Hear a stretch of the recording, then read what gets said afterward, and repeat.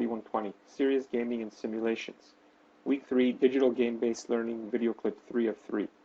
I'm Professor Bill Kapralos, and over the next few minutes we'll be discussing the learning pyramid. However, prior to doing so, here's the list of analysis questions for this particular video clip. Number 1, what is the learning pyramid? Number 2, at what level of the learning pyramid does the lowest level of knowledge retention occur at? Number 3, at what level of the learning pyramid does the highest level of knowledge retention occur at? And finally, number 4, what is the controversy associated with the learning pyramid? An overview of the learning pyramid.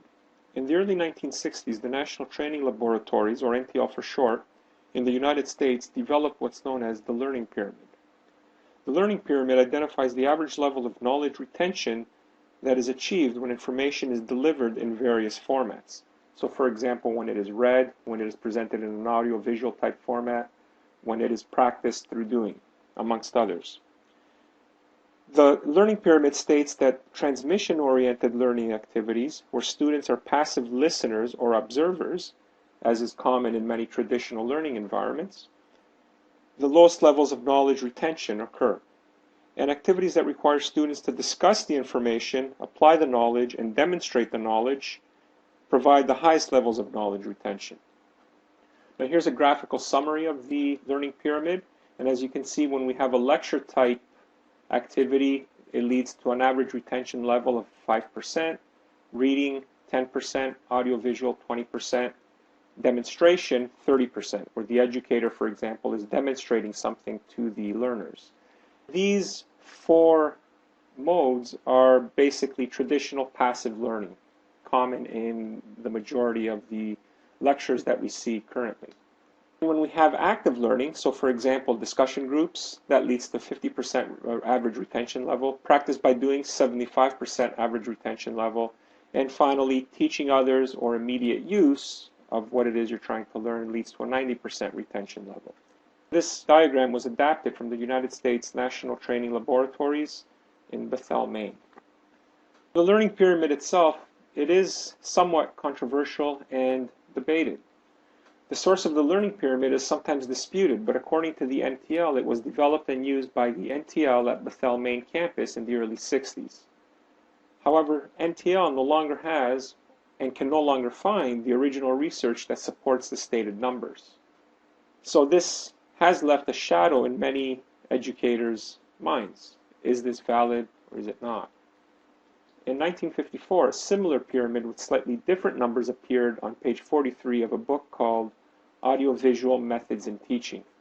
In this earlier version of the pyramid, reading leads to 10% retention level, hearing a lecture about a specific topic leads to 20% retention level, looking at an exhibit, a mock-up, a diagram, or a display leads to 30% retention level, watching live demos, videos or movies, or going to some site visit leads to 50% retention level.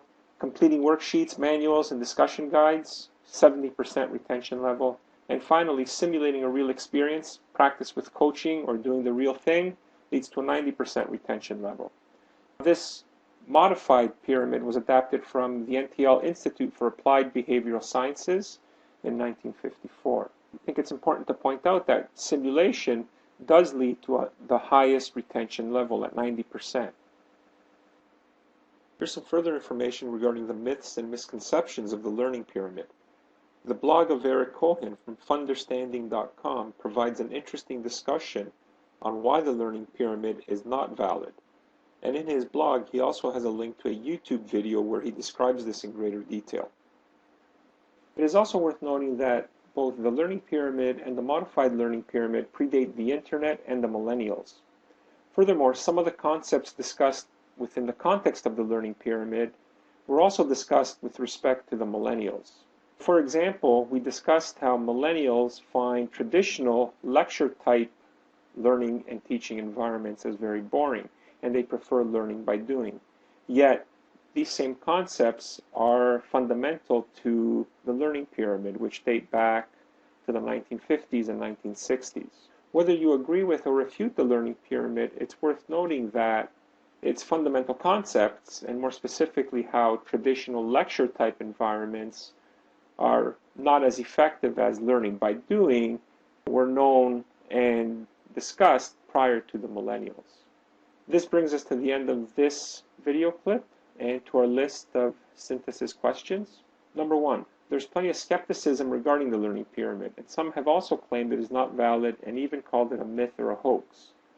Do you think it is valid or not valid? Explain your answer. Number 2. Discuss how we can validate or refute the learning pyramid. Number 3. What level or levels of the learning pyramid do serious games lie on? And finally, number 4. How much of a role does the learner and context have on retention rates? And this leads us to the end of video clip 3. Thank you.